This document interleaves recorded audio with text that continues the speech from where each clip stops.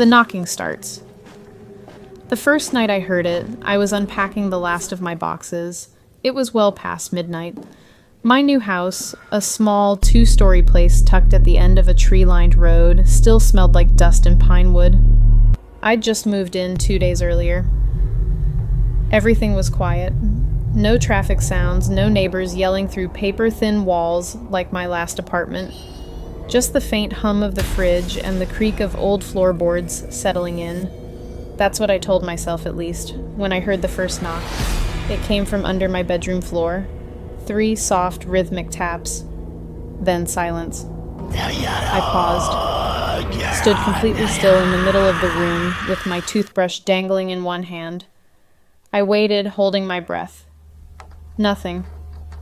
Just the distant wind brushing against the windows.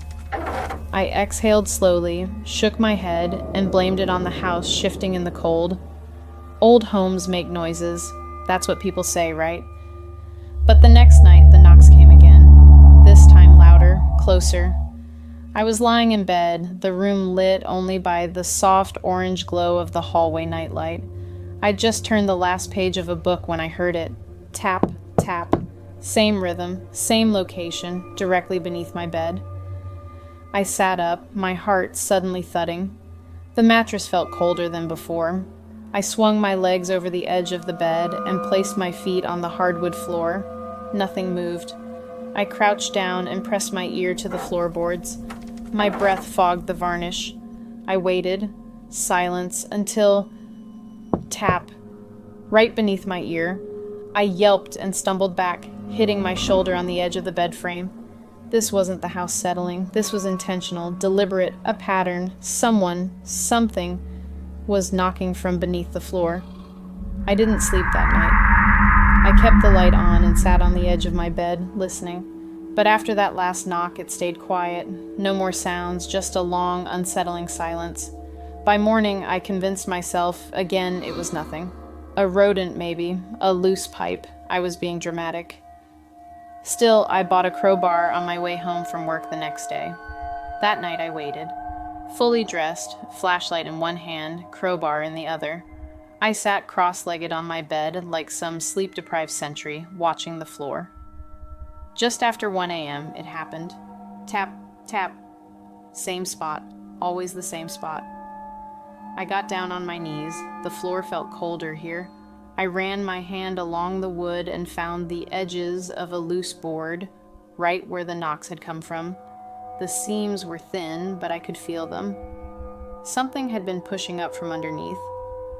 I wedged the crowbar under the edge and began to pry. The wood groaned, dust puffed into my face. I pulled harder. The plank creaked, then lifted, and that's when I saw it. A hand, small, pale, dirt-streaked, a child's hand. It reached up slowly, fingers twitching in the light. My entire body froze. I couldn't breathe, couldn't scream. I just stared. It wasn't reaching for me, it was reaching through me. Then it vanished, back into the dark, and the floorboards slammed shut by themselves. I fell backward, knocking over the flashlight. My hands were shaking so badly I could barely pick it up. When I did, I aimed it at the space where the board had lifted, but the seam was gone, as if it had never opened. The knocking didn't return that night, but the nightmares did. The following day felt like a blur. I called in sick to work, though I barely remembered doing it. My voice cracked on the phone. I spent the morning pacing the hallway outside my bedroom, glancing in and out, unable to decide if I'd actually seen what I saw. Maybe it had been a dream, a hallucination. I hadn't eaten much since the move, hadn't slept well either. Stress could do strange things to a person. Still, I avoided stepping into the room until night fell. I couldn't stay in the hallway forever. With trembling hands, I flicked on the bedroom light and stepped inside. Everything looked the same. The bed, slightly unmade, the flashlight on the floor, the crowbar lying against the wall like a forgotten tool. But the spot on the floor where I had pried it open looked completely untouched, seamless. I knelt down and ran my fingers along the wood again, smooth, no creaks, no loose plank, not even a crack. There had been a hand. I'd seen it. I felt it. I wasn't crazy. I decided to sleep on the couch that night, but sleep didn't come. Sometime after 2 a.m., I heard it again. Not the knocking. Something worse. Whispers. They started faint, like a breeze through a cracked window. Then they grew clearer, like someone speaking through the walls. A girl's voice, soft and distant, but unmistakably inside the house. She was saying something, repeating it. I'm still here. I'm still here. I'm still here. I bolted upright on the couch, my skin prickling with goosebumps. The voice was coming from above, from the bedroom, my bedroom. I clutched the blanket like it could protect me and stared up at the ceiling. I'm still here. My heart raced. I wanted to believe I was imagining it, but the voice was so clear, so heartbreakingly real. I stood slowly and tiptoed up the stairs. The whisper didn't stop.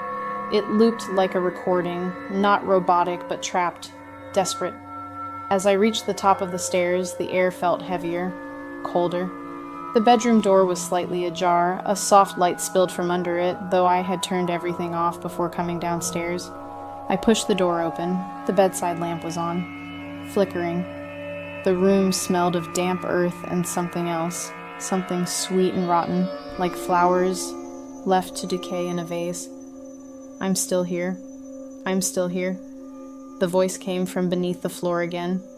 I backed out of the room whispering, no, no, no, no. Like that might undo it all. And then the voice stopped. For a moment there was only silence, then a giggle. Software childlike, but wrong. Off-key, like something trying to sound like a child. I turned and ran downstairs, nearly tripping over myself. I grabbed my keys and left the house in my pajamas, not even bothering to lock the door. I drove to a 24-hour diner and sat in my car for 2 hours staring at the steering wheel. That voice hadn't been calling for help. It hadn't sounded afraid. It had sounded patient, like it knew I would come back. I didn't go home until the sun came up. Even in daylight, the house loomed like something from a forgotten memory. Familiar, yet foreign. The shutters creaked in the wind, and the shadows beneath the porch seemed deeper than they should have been. I sat in the car for a long time, staring at the second-story window. My bedroom. It was open. I was sure I had closed it. Eventually, I stepped out of the car, keys clutched in my hand like a weapon. I didn't go inside right away. Instead, I walked around to the side of the house. The crawl space access was there, hidden beneath a set of sagging wooden panels. I'd never opened it before, never had a reason to, but now I did. I pulled the panels aside. The air that escaped was dense and damp, laced with mildew and something that smelled older, like wet stone and rust. I shined my phone light inside. There was a narrow opening, just big enough to crawl through. Pipes snaked overhead, and the ground was packed with dirt and webs. My breath caught in my throat. She had to be down there, or something pretending to be her. I went back inside the house, grabbed the flashlight and crowbar from my bedroom, careful not to look at the floor, and returned to the crawlspace entrance. I dropped to my hands and knees and slid inside. The space was tight. Every movement scraped my back against the beams above. I pushed forward, the flashlight beam dancing ahead of me, illuminating matted insulation and forgotten tools. Then I saw it. Scratches. Dozens of them, etched into the wood beams. Small, jagged marks, like someone had been clawing at the ceiling. I aimed the flashlight upward, a hatch, roughly cut into the floor above, exactly where my bed sat. My stomach turned. The hatch looked like it had been sealed shut again, from above, but the edges were scarred, broken nails. A child's desperate attempt to escape. I reached up and pressed against it.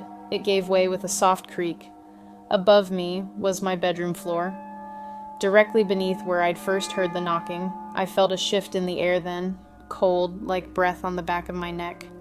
I spun around and aimed the flashlight. There she was, curled in the farthest corner of the crawl space, a girl, no older than 7 or 8, dressed in a pale nightgown, her long black hair hanging in damp strings over her face.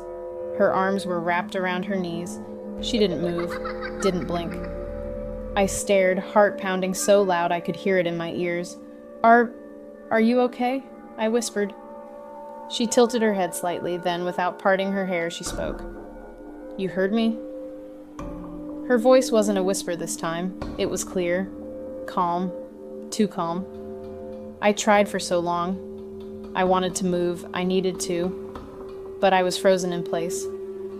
"Who are you?" I asked. She stood up slowly, unnaturally smooth, as if gravity meant nothing to her. Her hair parted just enough to reveal pale, hollow eyes. Gray, clouded, wrong. "I was here before you. I asked for help. They didn't listen."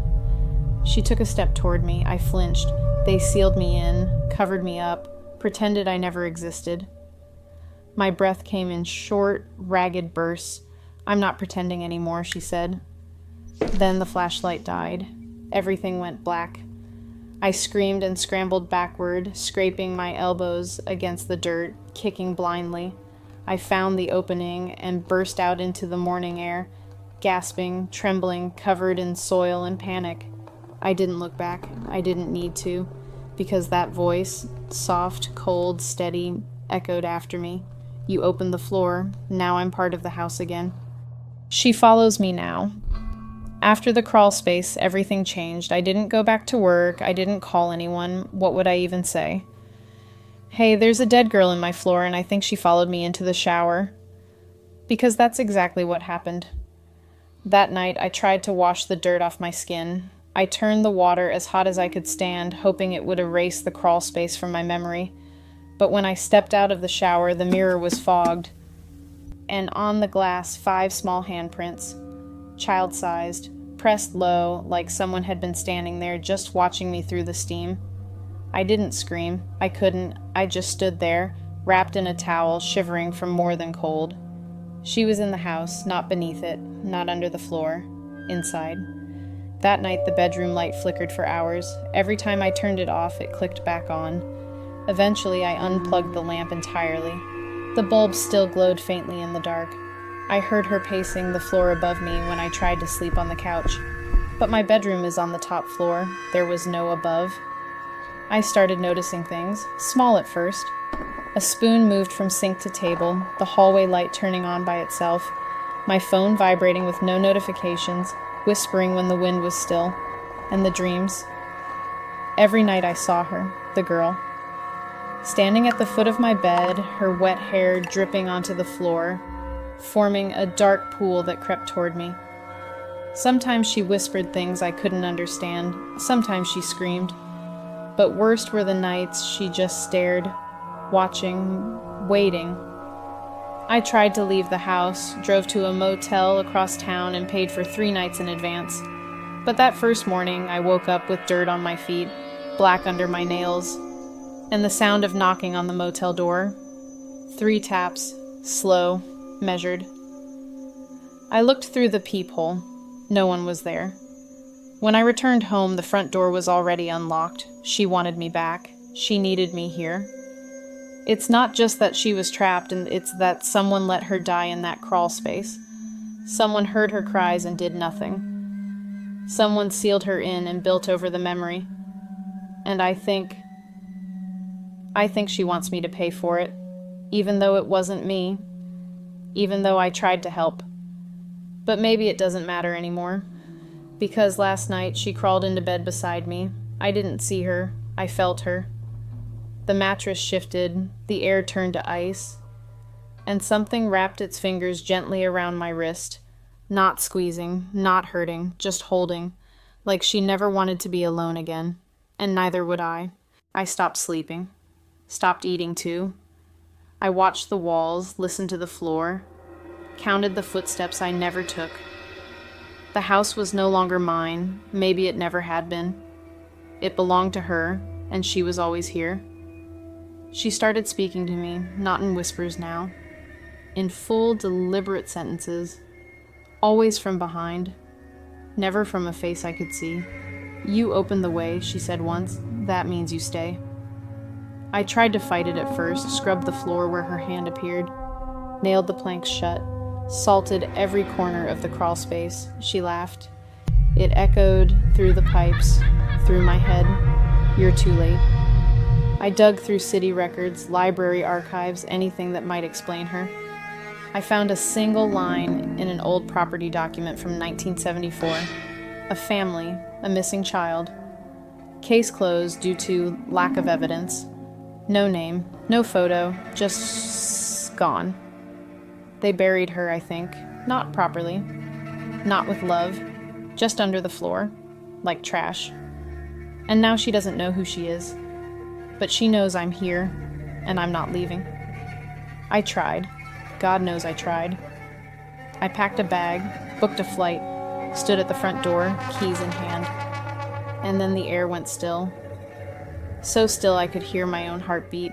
So still I could hear hers too. From the hallway behind me.